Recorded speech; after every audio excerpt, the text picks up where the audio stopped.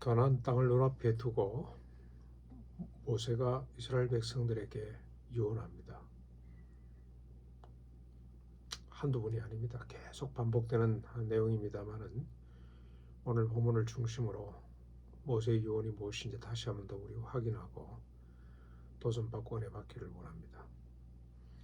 먼저 7장에 모세의 유언 세 가지가 나오는데, 첫 번째는 가나안 땅에 들어가면 7부족을 진멸하라는 겁니다. 그들을 불쌍히 여기지도 말고, 그들을 두려워하지도 말고, 그들과 혼인 계약을 맺지도 말고, 어떤 언약도 하지 말고 그들을 다 진멸하거라가 첫 번째 유언입니다. 두 번째는 7장에 나오는 두 번째 유언은 가나안 7부족이 만들어 놓은 신상을 다 허물어라. 그들의 종교 체계를 다 허물어라. 그들을 부러워하거나 흠모해서 그들의 우상을 수용하는 일이 절대로 있어서는 안 된다. 우상을 해할 때 그 우상을 입혔던 은이나 금도 탐내지 말고 다 없애거라고 그렇게 당부하고 있습니다. 세 번째 유언이자 세 번째 당부, 명령이기도 합니다만은 늘 반복해서 강조되고 있는 거죠. 율법을 지켜 행하거라. 하나님의 말씀 하나도 빠뜨리지 말고 모든 계명을 다 지켜 행하라고 하는 겁니다. 이렇게 해야 될 이유가 뭔지를 밝히고 있는데, 만약 그들이 이 7부족들과 같이 언약을 맺거나 그들을 남겨두거나 한다면 그들에게 미혹된다는 것입니다. 그리고 그들의 종교 우상들을 내버려 두면 미혹받아서 하나님을 떠나게 될 수 있다는 겁니다.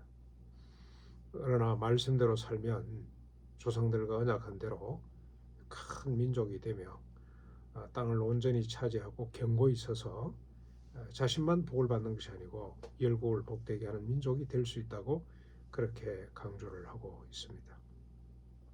그런데 모세는 이스라엘이 믿지 못했습니다. 그래서 8장에 다시 한번 더 당부하게 됩니다. 8장의 내용을 보면 1절은 자신이 대하는 하나님의 말씀, 규례와 법도와 율법을 지켜 행하라. 그리하면 약속한 땅에 들어가서 땅을 견고히 차지하게 될 것이며 복을 누리고 오랫동안 살게 될 것이다 하고 다시 한번 더 강조를 하고 난 뒤에 40년 광야 생활의 의미를 해석을 해냅니다. 왜 하나님께서 이스라엘 백성들, 선택받은 백성들을 바로 데려오지 아니하시고 40년 동안 광야를 돌겠냐, 그 의미를 설명을 하는데, 광야 생활에 줄이고 또 알지 못하던 조상들도 먹지 못했던 만나를 먹이신 것은 사람이 떡으로만 살 것이 아니라 하나님의 입에서 나오는 모든 말씀으로 살아야 된다는 사실을 각인시키기 위해서 이 과정이 필요했다고 그렇게 모세는 해석을 합니다. 그리고 40년 동안 의복이 헤어지지 아니하고 발이 부러뜨지 아니한 것은 너희를 낮추어서 하나님의 명령을 지켜 그의 길을 따라가며 그를 경외하도록 하기 위해서 하나님이 그렇게 하셨다. 40년의 학습이 필요했다는 뜻이 되겠습니다. 이것도 부족해서 모세는 다시 강조합니다. 7절부터 11절. 너희가 들어가 차지할 땅은, 이 가나안 땅은 분천과 샘이 넘쳐나고 밀과 보리, 포도, 무화과, 석류, 감람, 굴 등과 동과 철이 차고 넘치는 땅이다. 너희에게 아무런 부족함이 없는 풍요로운 땅이다 라고 언급을 합니다. 그러면서 이 말의 의미가 뭔지를 설명을 하는데, 먹고 마시는 것은 너희들의 일이 아니고 하나님이 이미 보장해 주신 일이다. 가나안 땅에 들어가서 너희들이 뭘 먹을까 마실까 걱정하지 말거라. 오직 너희들이 가나안 땅에서 힘쓸 일은 여호와의 규례와 법도와 명령 613가지 계명을 지켜 행함으로 열국을 복되게 하는 일이다. 그리고 또 하나 있다면 여호와를 찬양하는 것이다. 이런 여호와가 너무 고마워서, 너무 감사해서 하나님을 찬양하는 일이 너희들이 할 일이다. 무슨 말입니까? 먹고 사는 문제 때문에 걱정하지 말라는 겁니다. 인간은 가장 기본적으로 생계에 대한 염려 속에 살고 있죠. 그러나 하나님의 언약의 백성, 하나님의 뜻에 의해서 형성된 이스라엘 백성들, 출애굽하고 지금 가나안 땅을 눈앞에 두고 있는 이스라엘 백성들에게 필요한 것은 뭐냐?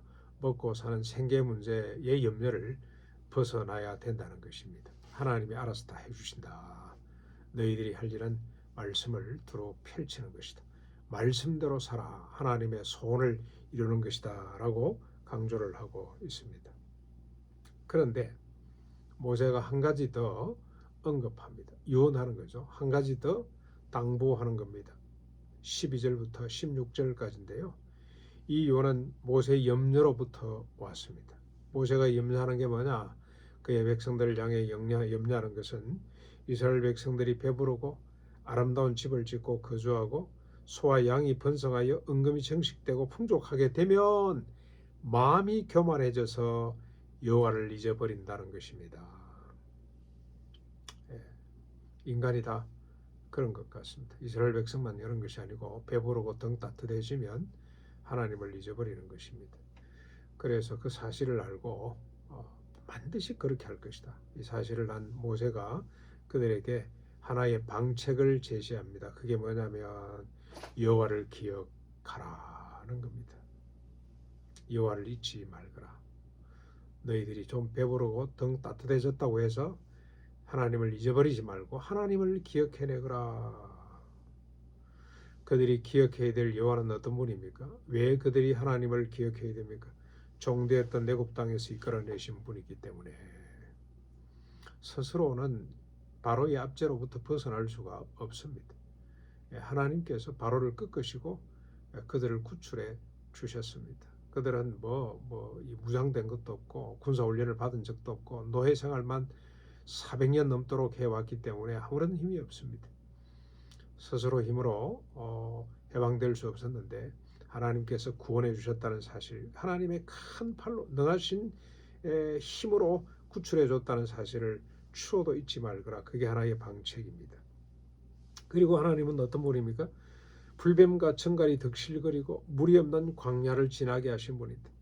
반석에서 물을 내시고 조상들이 알지 못했던 만나를 먹여주신 분, 메추라기를 먹여서 배불리 먹여주신 분, 그것도 40년 동안이나 지속적으로 한날 한시처럼 그렇게 이끌어주신 하나님이다. 그 하나님을 잊어버리지 말거라. 하나님을 잊지 않도록 하기 위해서 40년의 시간이 필요했다는 것입니다. 하나님께서 이렇게 먹이시고 입히신 이유가 또 뭔지를 기억해내야 됩니다. 40년 동안 하나님께서 이렇게 훈련시킨 이유가 뭐냐? 이스라엘을 낮추시고 시험하고 마침내 복을 주시기 위함이라.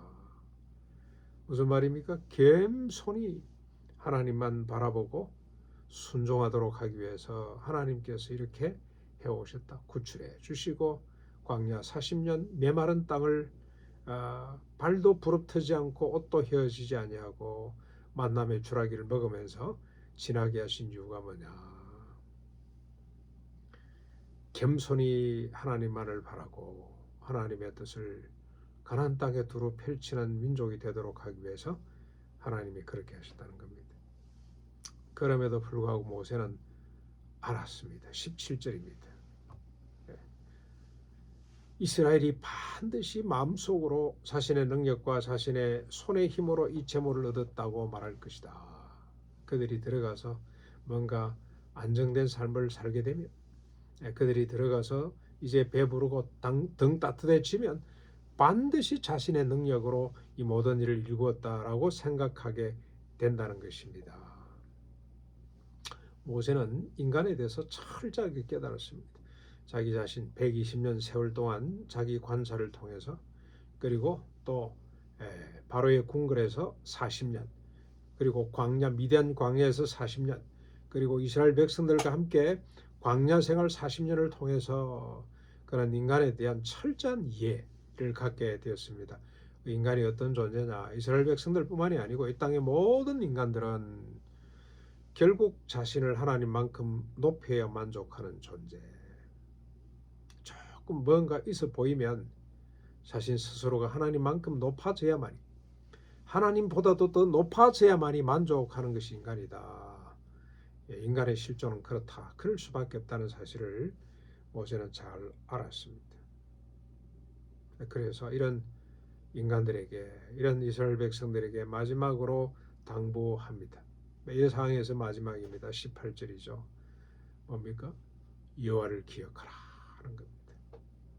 심지어 여호와의 무슨 부분을 기억해야 되냐? 앞에서는 여호와가 출애굽 역사 광야 40년 동안 인도해 주신 것들을 기억해야 되지만 여기 18절에서는 재물을 얻을 능력을 여호와께서 주셨다는 사실도 기억하거라. 뭔가 힘이 있어서 재물을 모았다거나 부를 쌓았다거나 권력을 가졌다거나 어떤 지식 그 다음에 지혜를 얻었다거나 이랬을 때 교만 떨지 말고 내가 스스로 얻었다고 생각하지 말고 여호와께서 주셨다라고 생각을 하라는 겁니다. 이렇게 하시면 왜 하나님께서 우리에게 재물을 모을 수 있는 능력을 주시고 정치적 권력을 주시고 지식적 지혜를 주시고 이런 모든 풍성한 것들을 우리에게 허락해 주셨는가? 조상들에게 맹세하신 언약을 이루기 위해서 계명대로 살아서 열국을 복되게 하는 613가지 이 계명대로 살아서 이 땅의 모든 민족입니다. 모든 민족을 복되게 하는 이 아름다운 일을 성취하도록 하기 위해서 하나님께서 이 모든 것들을 허락해 주셨다는 사실을 기억하라는 겁니다. 그런데 이스라엘 역사를 우리가 잘 알죠. 어떻게 됐습니까? 모세의 당부가 그대로 적용이 됐습니까? 이스라엘 백성들이 그 말이 맞다 하고 순종을 했습니까? 아닙니다. 이스라엘은 완전히 실패했습니다. 이방신을 끌어들여서 살다가 결국 나라가 두 쪽이 났습니다. 그리고 두 나라 다 망했습니다. 그런데 참 모순되게도 가장 우상을 많이 하나님께서 그토록 경고하셨는데 우상을 가장 많이 끌어들인 왕조가 어디냐? 왕이 누구냐? 솔로몬입니다. 하나님의 가장 복을 많이 받았던 가장 물질적으로 풍요했던 가장 실력이 뛰어났던 왕 솔로몬 때에 그때 우상을 제일 많이 끌어들였습니다. 높은 꼭대기가 있거나 우묵한 곳이 있거나 숲이 우거진 곳이 있으면 반드시 이방 신상들이 있고 그 신들을 넘나니 섬기는 백성들이 넘쳐나섰습니다. 모순 중에 모순입니다. 왜 그런가? 이건 우리가 깊이 들여다볼 숙제입니다. 아주 연구 대상입니다. 간단히 말씀드리면 자기의 욕망이 극을 달했던 시대가 솔로몬 시대입니다. 솔로몬은 그걸 깨달았습니다. 자기 아버지는 우리는 날 때부터 어머니 태중에 조성될 때부터 죄인이라고 고백을 했다면 솔로몬은 왜 우리가 죄인인지를 밝혔는데 자기의 욕망 그게 솔로몬 때만큼 극렬하게 확장된 적이 없습니다. 자기의 욕망이 확장된 만큼 우상을 끌어들이고 섬기게 되고 패망의 원인이 됐다는 겁니다. 여러분 이 남북 이스라엘이 북쪽 이스라엘과 남쪽 유다로 갈리게 된 결정적인 동기 제공은 솔로몬이 했습니다. 여러분 잘 아시는 것처럼 이런 모순 이렇게 이스라엘은 실패로 끝나고 말았습니다. 그런데 오늘 우리들에게는 오늘 구원받고 예수 믿고 하나님의 백성이 된 하나님의 교회의 성도들에게는 모세가 감당할 수 없을 만큼 큰 법과 사명이 주어졌습니다. 이스라엘 백성에게는 613가지 율례 그리고 칼로 이방을 진멸하고 하나님의 율법을 펼치게 되는 사명을 주셨다면 우리에게는 산상보험과 같은 계명을 주셨고 칼을 쳐서 보습을 만드는 창을 쳐서 낫을 만드는 이런 사명이 주어졌습니다. 그 근거가 뭐냐? 인간인데 우리도 그때나 지금이나 똑같은 인간인데 하나님께서 우리에게 이렇게 큰 법을 주신 이유가 뭐냐? 늘 자주 이야기합니다만 율법은 예고편이죠. 예고편입니다. 그림자에 지나지 않습니다. 본체는 주님께서 주신 산상보원입니다. 율법에는 간음하지 말라고 되어 있는데 우리 주님이 주신 법은 여인을 보고 음욕을 품는 자는 이미 간음한 것입니다. 율법에는 살인하지 말라고 되어 있습니다. 그러나 주님이 주신 법은 완전한 법, 본체인 법은 어떻게 하면 살인입니까? 형제를 향하여 미워하는 것조차 살인죄가 되는 겁니다. 그러니까 미워하지도 말아야 됩니다. 악을 악으로 갚는 것이 율법입니다마는 신약의 법은 어떻습니까? 악을 사랑으로 덮어야 됩니다. 원수까지도 사랑해야 됩니다. 원수를 지멸하는 것이 구약 율법이죠. 그러나 신약의 법은 원수까지 사랑하는 것입니다. 하나님께서 무슨 근거로 이런 법을 우리에게 주셨는가? 이런 사명을 우리에게 주셨습니까? 십자가 부활 그리고 성령 부어심입니다. 십자가 부활로 우리를 근본적으로 거듭나게 하사 솔로몬이 그렇게 탄식했던 나를 위해서 살 수밖에 없는 존재를 죽여주시고 이제는 내가 아니라 너를 위해 사는 존재로 우리를 거듭나게 하셨기 때문에 우리에게 이런 법과 사명이 주어졌다는 것입니다. 그런데 오늘 우리 한국교회를 한번 살펴보면 우리 교회를 포함해서 한국교회를 살펴보면 아직까지도 우리는 이 법의 의미를 깨닫지 못한 것 같습니다. 여러분 저 윤석열 정부 잠깐 제가 언급할 수밖에 없는데요. 왜냐하면 저는 일가 수도원의 인위적인 소리는 아무것도 들리지 않습니다. 제가 하루 종일 듣는 소리는 바람 소리, 물 소리, 새 소리 이게 전부입니다. 인위적인 소리는 단 한 번도 들을 수가 없습니다. 그만큼 지악산 골짜기 깊은 곳에 위치했기 때문에 그렇습니다. 그런데 작년에는 따끔씩 이 근방에 공군 비행장이 있기 때문에 전투기 소리를 들을 수가 있었습니다. 그런데 올해 들어와서 아니죠. 2023년도 들어와서 전투기 소리가 계속 들립니다. 밤중에도 억수같이 비가 쏟아지는 날도 안개가 자욱히 낀 날도 그만큼 우리 공군 전투력이 아마 발전된 것 같아요. 이제는 기상하고 아무 상관없이 비행기가 뜨고 내렸다 그러는 모양입니다. 얼마나 많이 들리는지 모릅니다. 뭐 하는 거죠? 북한을 자극하는 겁니다. 북한이 핵무기를 계속 개발하고 미사일을 쏴대니 우리도 대응 차원에서 한다라고 합니다만은 어떻습니까? 악을 악으로 응징하는 가난 일곱 부족의 철학을 그대로 갖고 있다는 겁니다.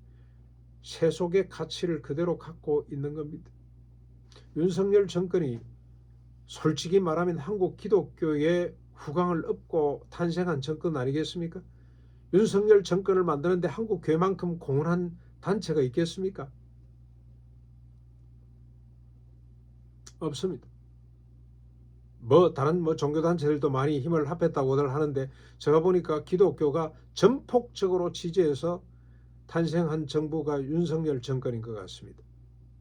그런데 이 정부 들어와서 지금 대북 북한을 계속 자극하고 있습니다. 그도 교인이라고 지난 성탄절 때 보니까 교회 가서 나도 크리스찬입니다. 나도 예수 잘 믿습니다. 이렇게 고백을 해서 우리가 그를 예수 믿는 사람인 줄 알고 우리가 지지를 하고 했는데 아닙니다.